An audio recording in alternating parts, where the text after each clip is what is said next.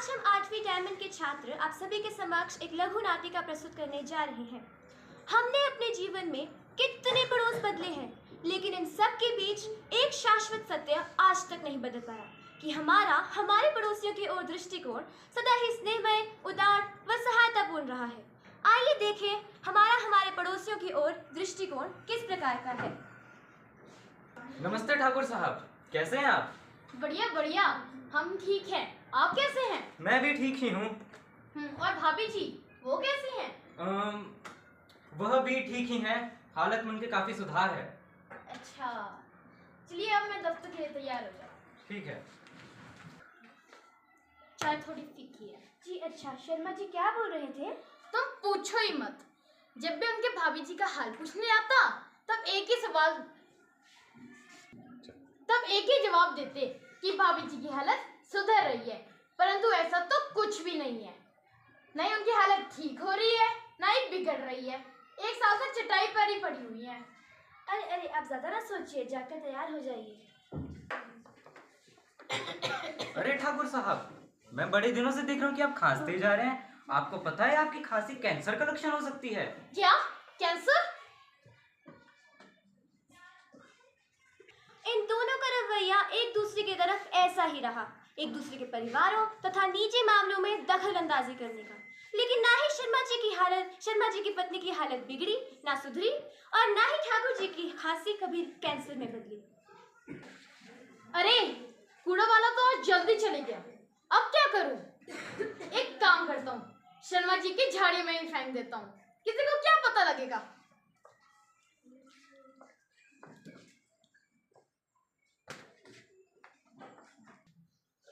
कितनी सुहानी सुबह है। अरे यह कचरा यहाँ किसने फेंका? पक्का यह काम उसी ठाकुर का होगा। उसे तो अभी सबक सिखाता हूँ। शाम होने दो, उसे अभी बताऊंगा। शाम के समय कोई देख तो नहीं रहा? उस ठाकुर ने मेरे घर की झाड़ियों में फेंका था ना कूड़ा। अभी उसके घर के सामने ही मैं कूड़ा फेंकता हूँ। क्या अच्छी सुबह है कूड़ा? जरूर शर्मा जी ने ही फेंका होना। लगता है उनको पता लग गया कि झाड़ियों में कूड़ा फेंका हुआ था। अब क्या करें?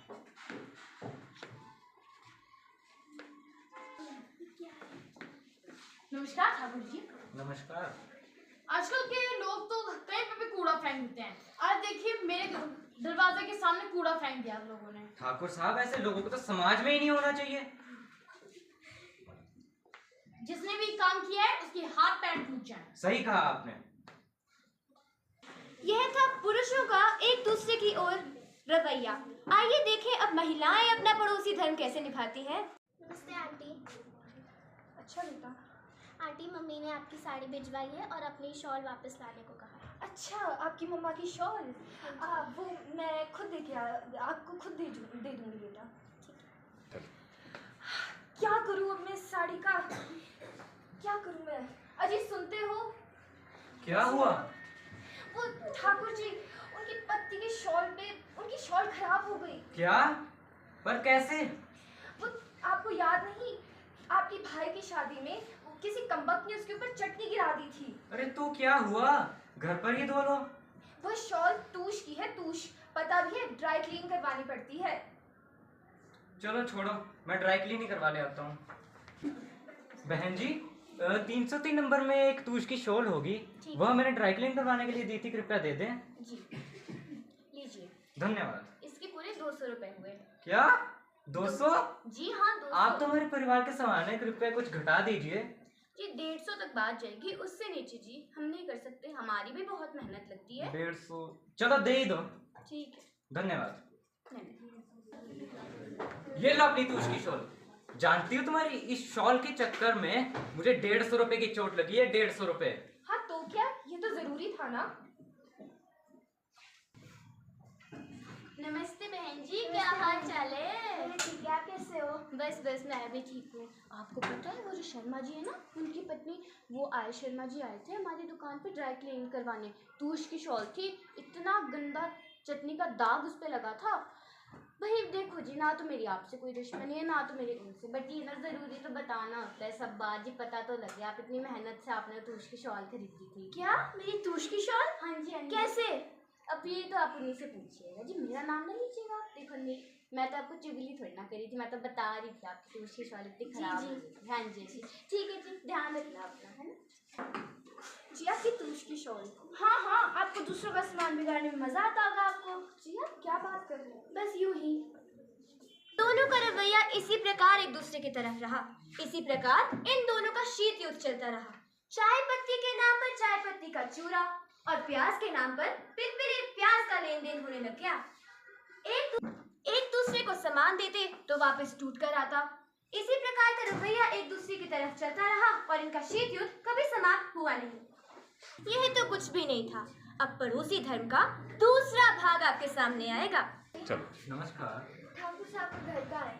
ठाकुर साहब वो तो दूसरी गली में रहते हैं। वो तो दूसरी गली में उनका तीसरा चौथा फ्लैट है, यहाँ पे तो वो रहते ही नहीं। धन्यवाद जी। मुझसे ज्यादा लड़ रही थी ना, अब पता चलेगा जब अपने मेहमान गली गली में ढूंढते और उसने भी हमारे घर के सामने कूड़ा फेंका था ना, हमने बहुत अच्छा किया। हाँ हाँ। नमस्कार ठाकुर साहब, शुक्ला जी कहाँ रहते हैं? बस यही घर पे रहते हैं, जाइए। यहाँ पे? हाँ जी। धन्यवाद जी। आपकी अच्छा मजा सिखाया, अब आएगा इनको मजा। बड़ा लड़ते थे ना। हाँ। दरवाजे पे आया। नमस्कार शुक्ला जी। नमस्कार। आप शुक्ला जी हो? नहीं, मैं तो शर्मा हूँ। तो शुक्ला जी कहाँ रहते हैं? आपको यहाँ किसने भेजा? मुझे उन ठाकुर जी ने भेजा। उस ठाकुर ने? शुक्ला जी दूसरी गली में रहते हैं, आप वहाँ पे चलो। धन्यवाद। कैसे काम करता है वह? दोनों, वो और उसकी बीवी, हद बदतमीज हैं। ये तो है। तो देखा आपने, एक दूसरे के मेहमानों को किसी और के घर भेज देना और किसी और के मेहमानों को एक दूसरे के घर भेज देना। इस प्रकार का पड़ोसी धर्म निभाया जाता था यहाँ। दूसरे के परिवारों का कितना ध्यान रखा जाता था यहाँ। एक दूसरे की आंखें ना खराब हो जाए, बच्चों की पढ़ाई पर कोई प्रभाव ना पड़ जाए। इस प्रकार इन्होंने केबल की तार ही काट डाली। अभी ये भी कहाँ कम था, एक दूसरे के घर पे दिवाली के महोत्सव की खुशियां ना देखी गई तो सीबीआई की रेड पड़वा दी। इस बारी दिवाली पे कितने सारे तोहफे आए हैं, कितने सारे गहने खरीदे हैं, लाखों का खर्चा किया है हमने तो। हाँ। जी ठाकुर साहब, आपको दिवाली के शुभ पर्व की बहुत बहुत बधाइयाँ। धन्यवाद आपको भी। आपको पता है, यहाँ पे कॉलोनी में सीबीआई की रेड पड़ी है। आपके घर का भी पता पूछ रहे थे, क्या पता आपके घर भी आने वाले हो। क्या? मैं तो सलाह दूंगी, मैं आपकी शुभ चिंतक हूँ, इस सबको कहीं पे छुपा दीजिए या तो फेंक दीजिए नीचे। जी धन्यवाद जी। तुमने बहुत अच्छा किया। और क्या, इतने सारे गहने लाके तो रखे थे, पता नहीं खुद को क्या समझते हैं। क्या नहीं अब तक झूठ बोल रहे होने। एक काम करते हैं, उन्हें रेड करके उनके घर में भिजवा देते हैं, तब आएगा ना मजा। हाँ। हेलो सीबीआई लोग वालों, शर्मा जी के घर में वो काला धन है, काला धन, जल्दी उनके घर में रेड मार दीजिए जल्दी।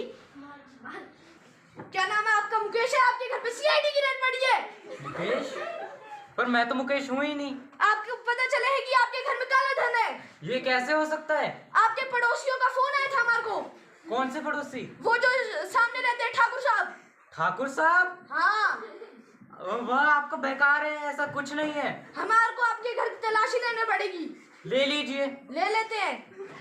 तो देखा आपने, पड़ोसियों ने तरह तरह के प्रयास करे एक दूसरे को तंग करने के। कुछ सफल हुए मगर कुछ असफल। इस बात से यह साबित होता है कि हमारे पड़ोसी देश के पड़ोसियों से कुछ ज्यादा अलग नहीं होते हैं। जिस प्रकार दूसरे देश यह दावा करते हैं कि वो हमारे देश में या हमारे देश के निजी मामलों में कोई दखल अंदाजी नहीं करते हैं, वहीं दूसरी ओर गोलाबारी बमबारी तो चलती ही रहती है। आखिर दूसरा कौन सी दाल खाता है, इस बात की जिज्ञासा तो होती ही है। तो ये है हमारी लघु नाटिका के सभी पात्र। इनके द्वारा हमारी लघु नाटिका प्रस्तुत की गई। आपको कैसी लगी, आप बेशक हमें कमेंट बॉक्स में जरूर बताएं।